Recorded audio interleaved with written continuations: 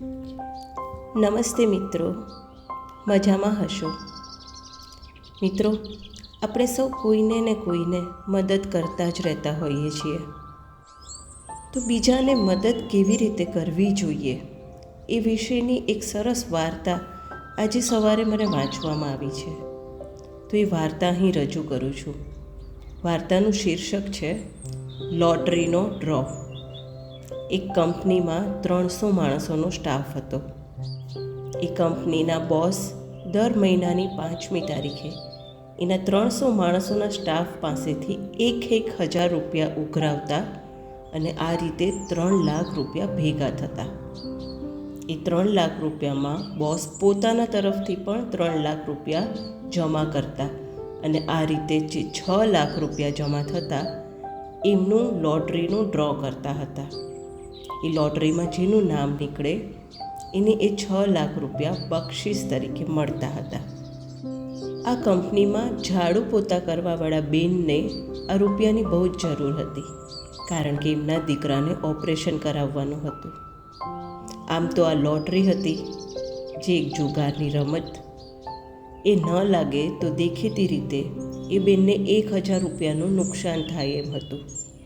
છતાં એમણે 1,000 રૂપિયાનું જોખમ લીધું અને ભગવાનને પ્રાર્થના કરી કે એ લોટરી એમને જ લાગે.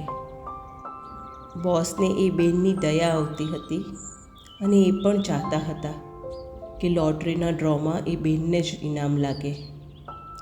એણે પોતાના નામની કાપલી ઉપર પોતાના બદલે એ બેનનું નામ લખી દીધું અને મનોમન ઈશ્વરને પ્રાર્થના કરી કે લોટરીના ડ્રોમાં એ બેનનું જ નામ આવે. આમ તો 300 માણસમાં પોતાનું એકનું નામ જતું કરવાથી એ બેનને ઇનામ મળી જાય એની શક્યતા બહુ જ ઓછી હતી. છતાં ઈશ્વરની શ્રદ્ધાએ એમણે કામ કર્યું. બધાની કાપલીઓ ભેગી થઈ લોટરીનો ડ્રો થયો. કાપલી ખોલાઈ રહી હતી ત્યારે બોસ, કામવાળા બેન અને તમામ સ્ટાફની ધડકન વધી ગઈ કે હવે કોનું નામ નીકળશે. અને એ વખતે વિજેતાનું નામ ઘોષિત થયું. જાણે ચમત્કાર થયો. એ નામ કામવાળા બેનનું જ હતું. એ બેનની આંખમાં હરખના આંસુ છલકાઈ ગયા. બોસની આંખો પણ ભીની થઈ ગઈ. બોસે એ બેનને ઇનામની રકમનું કવર આપ્યું. ત્યારે એ બેનની આંખમાં આંસુ હતા અને એમણે કહ્યું, હવે મારા દીકરાને કોઈ ભય નથી. હું મારા દીકરાનું ઓપરેશન કરાવી શકીશ.